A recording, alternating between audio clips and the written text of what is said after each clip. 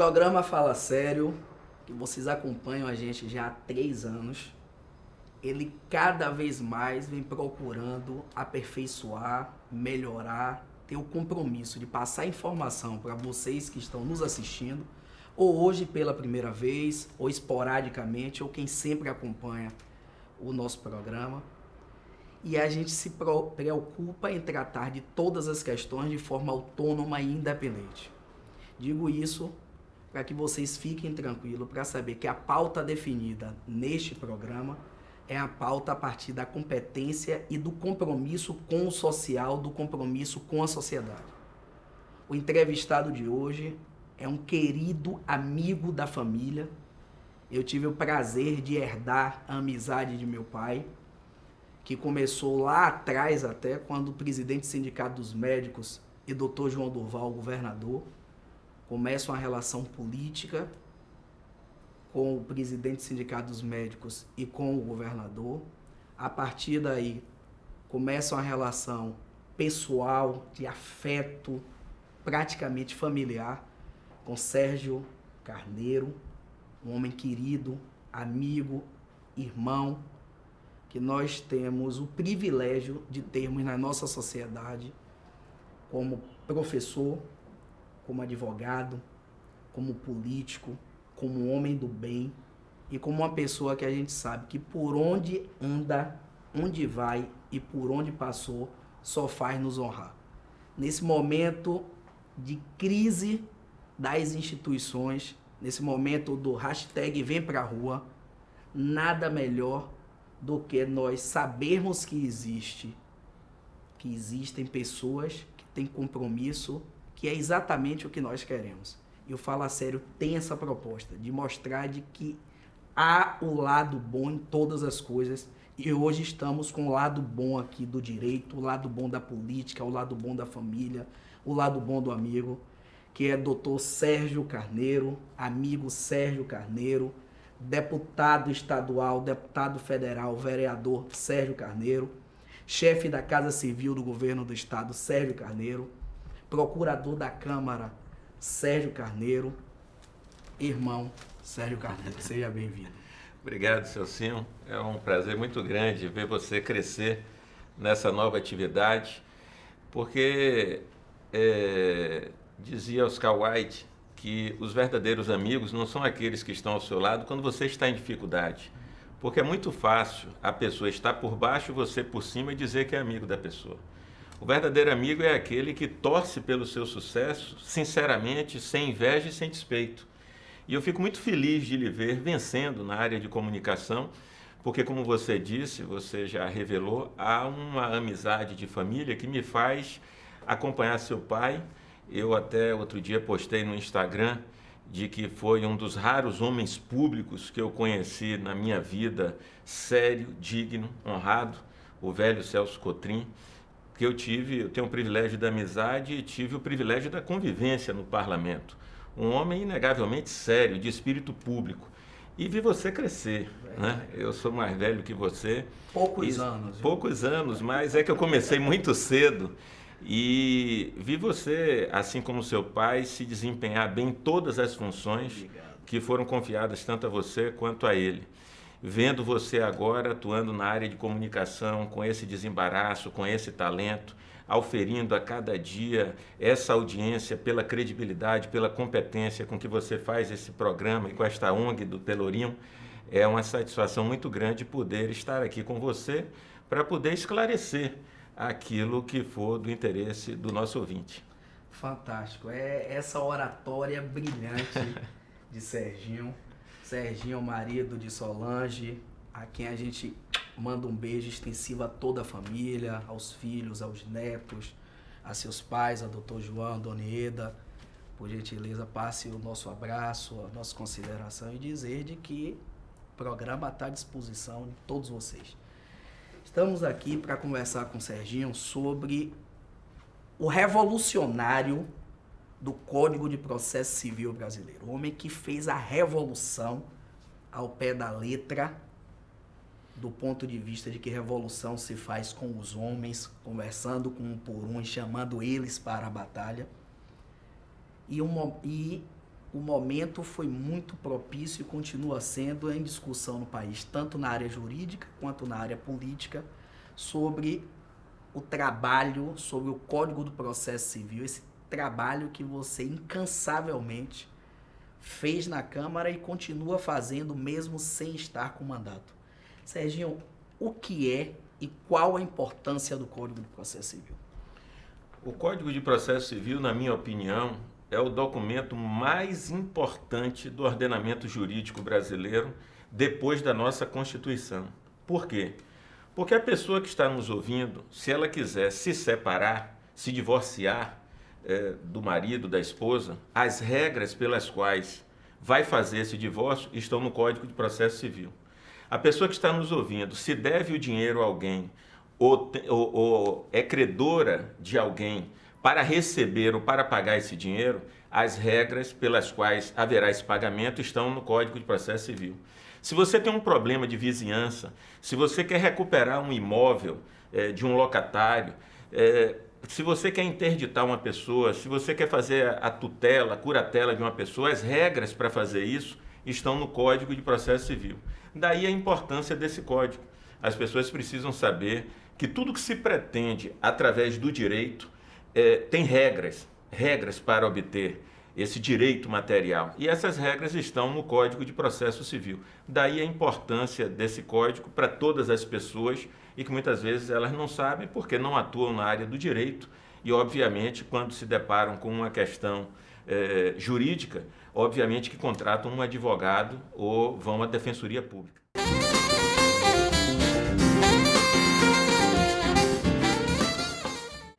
Fala sério com meu amigo Celcio Cotrim aqui na CNT. Fique ligado todos os sábados. Diversão, informação e você junto com a gente.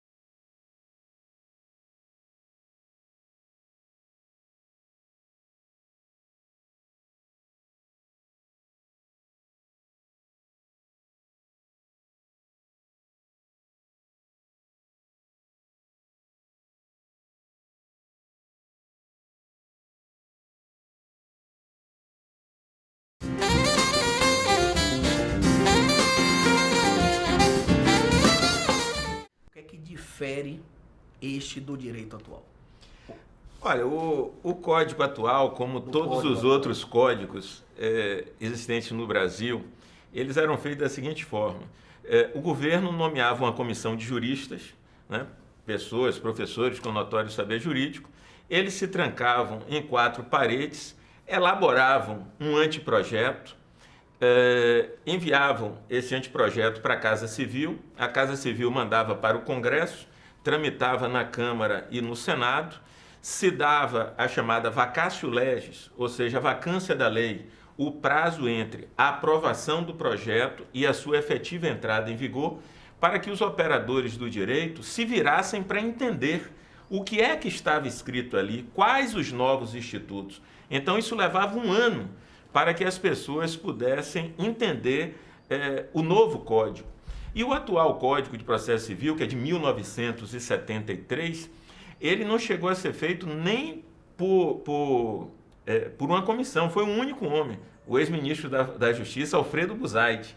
Então, um homem só fez o atual Código de Processo Civil e entrou em vigor em 1973, que não existia processo eletrônico, não existia processo em massa, não existia internet, não existia TV a cabo, havia discriminação entre filhos, mulher tinha que ter autorização do marido, enfim, era uma outra sociedade, diferentemente desta que nós vivemos hoje. Então, a primeira diferença deste novo Código de Processo Civil que está em gestação no Congresso, do atual que está em vigor, é a sua elaboração. Sob a presidência do deputado Fábio Trade, do PMDB do Mato Grosso, eu fui designado relator desse projeto. Eu poderia, Celcinho, ter reunido meia dúzia de advogados, colegas meus, dentro do meu gabinete, preparado um relatório e devolvido à comissão.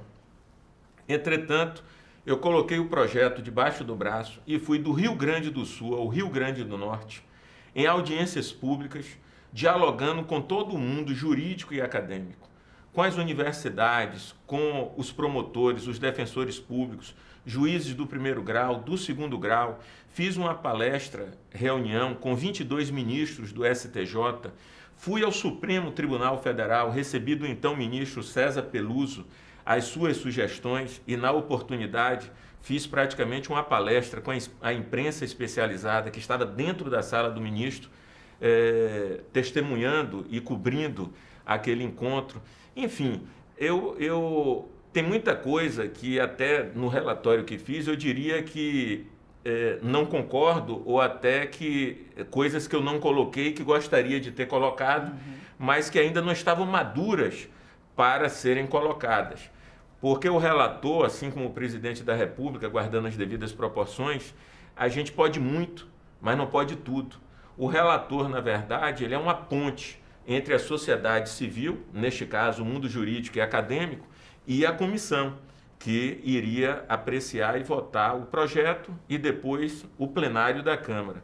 De forma que eu não podia fazer um código meu, da minha cabeça. Né? Eu tinha que reunir todas as experiências, ter sobretudo a humildade, porque o juiz de primeiro grau tem uma vivência, o juiz de segundo grau, os desembargadores têm um outro tipo de vivência, os juízes de tribunais superiores, os ministros de tribunais superiores, todos eles vivem aquela experiência do dia a dia.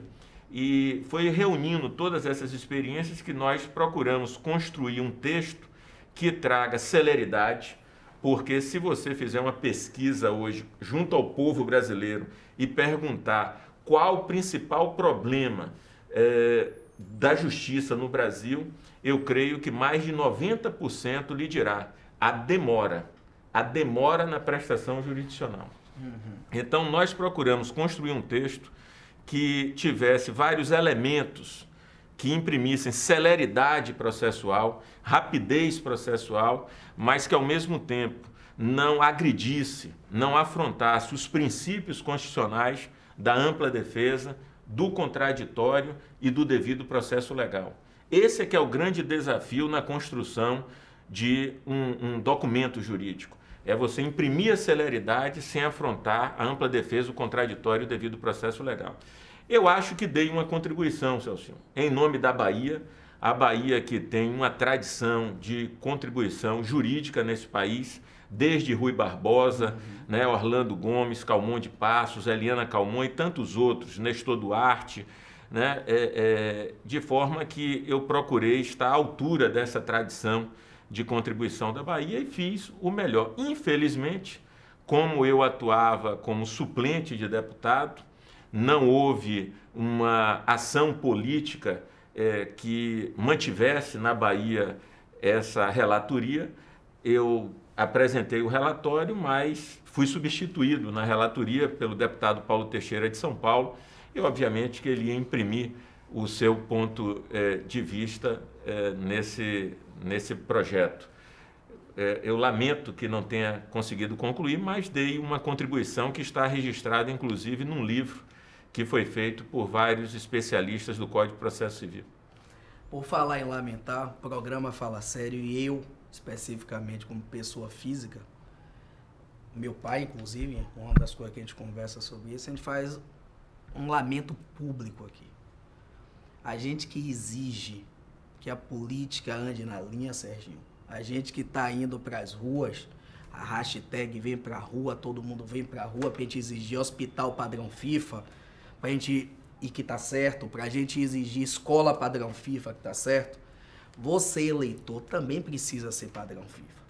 Porque nós perdermos um parlamentar do quilate de Sérgio Carneiro, um homem com a importância que tem para nossa Bahia e para o Brasil, que foi obrigado a deixar por conta da suplência a finalização praticamente dessa revisão do Código de Processo Civil tão importante na vida de cada um de nós. A gente só faz lamentar profundamente para que cada vez mais a gente tenha consciência do nosso papel na eleição e pessoas como você não fiquem fora para poder estar contribuindo bastante. É uma pena, sei que para a família não tem coisa melhor do que você ter saído e para a sua vida profissional, não ter Solange está acompanhando aqui nossa gravação, já fez o dedo positivo dela, mas a gente sofre muito porque vocês se dedicam 100% à atividade, vocês pessoas sérias e que entendem que a política é meio de transformação da sociedade e termina deixando o lado profissional, no caso a advocacia, o seu lado de professor, a família, tudo para segundo plano e a política em primeiro plano. Tem esse lado positivo, mas quem perde é você, quem perde sou eu, quem perde somos nós eleitores. Portanto, o programa Fala Sério chama vocês para reflexão, para não deixar pessoas como Sérgio Carneiro de fora da política. Vamos chamar o intervalo, porque no segundo bloco a gente vai tratar sobre quais os principais pontos do CPC. Já já a gente volta.